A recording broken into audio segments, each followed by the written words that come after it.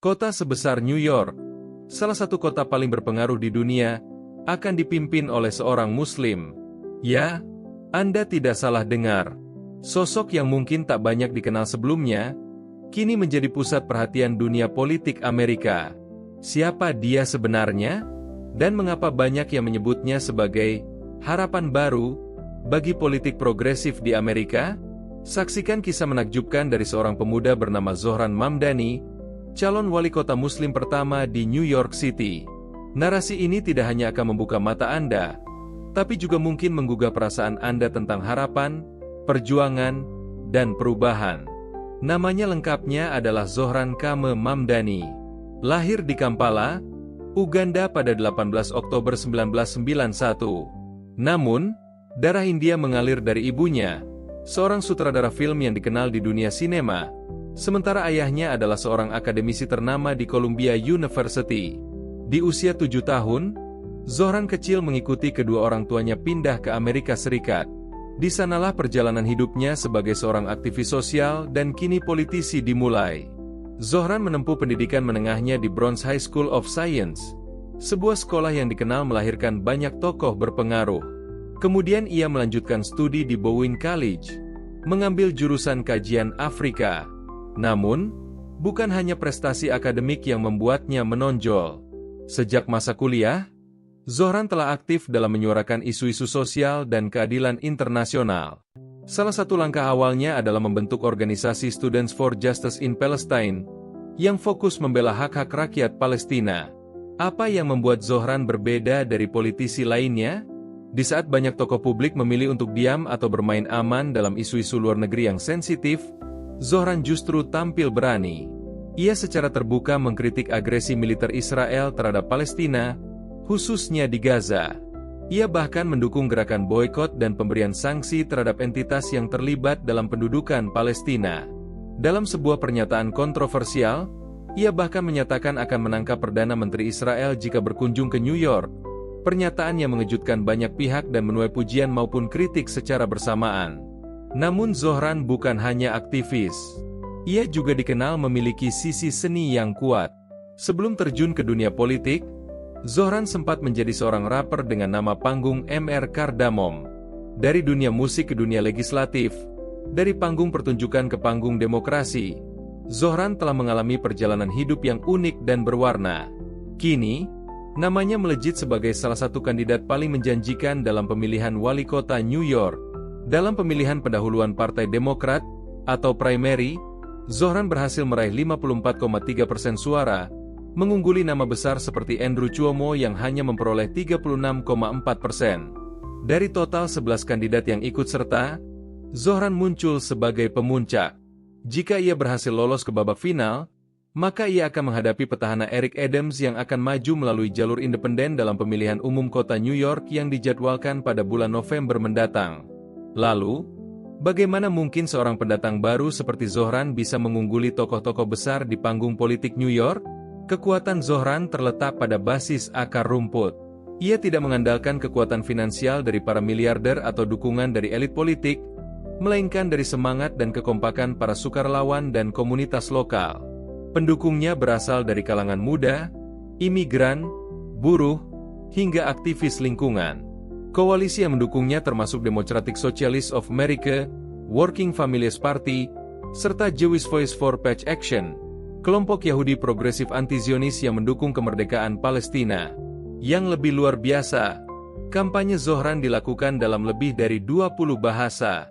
Hal ini mencerminkan komitmennya untuk merangkul semua golongan di kota multikultural seperti New York. Ia memahami bahwa untuk membangun kota yang inklusif, diperlukan pendekatan yang benar-benar menyentuh hati dan pengalaman warga sehari-hari. Kampanyenya bukan hanya menyentuh isu, tetapi juga menyentuh hati. Apa sebenarnya yang dijanjikan oleh Zohran Mamdani dalam kampanyenya? Pertama, ia berkomitmen untuk menyediakan 100.000 unit rumah dengan harga terjangkau.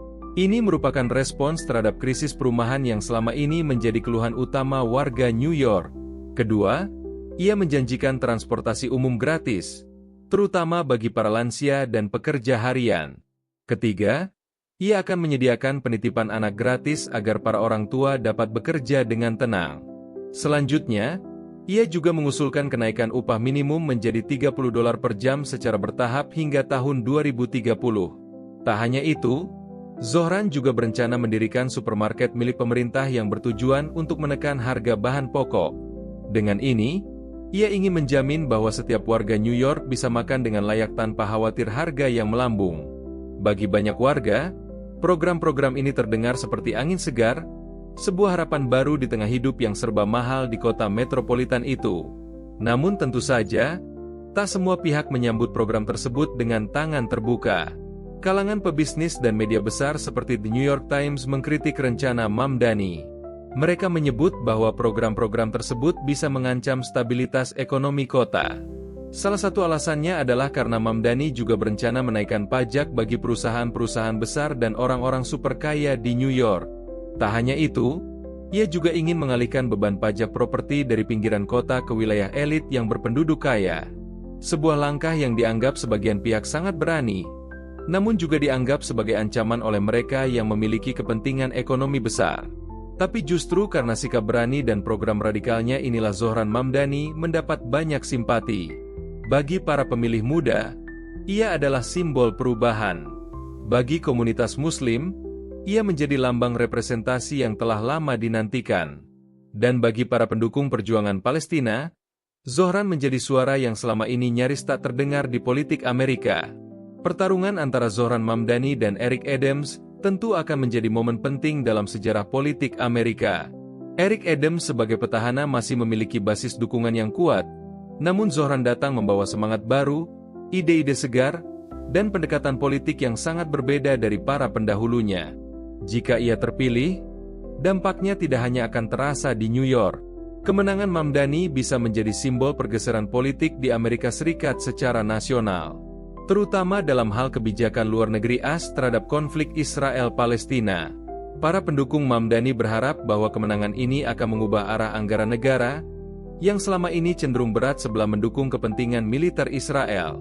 Kemenangan Zohran juga diyakini bisa memicu gelombang aktivisme baru di kalangan pemuda Amerika, yang semakin sadar akan pentingnya keterwakilan, keadilan sosial, dan kebijakan luar negeri yang lebih berimbang. Bahkan di luar negeri, termasuk Indonesia, kisah Zohran Mamdani menjadi perbincangan hangat. Banyak yang kagum, banyak pula yang bertanya-tanya, benarkah Amerika siap dipimpin oleh seorang Muslim yang vokal membela Palestina? Mungkinkah politisi seperti Zohran juga muncul di Indonesia?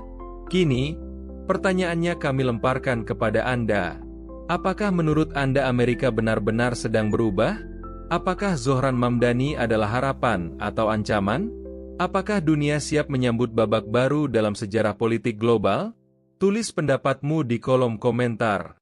Jangan lupa untuk menyukai video ini dan membagikannya kepada teman-temanmu yang belum tahu kisah luar biasa ini.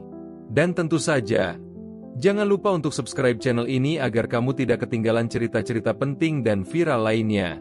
Karena dunia politik, tak lagi bisa kamu abaikan. Sampai jumpa di video berikutnya. Wassalamualaikum.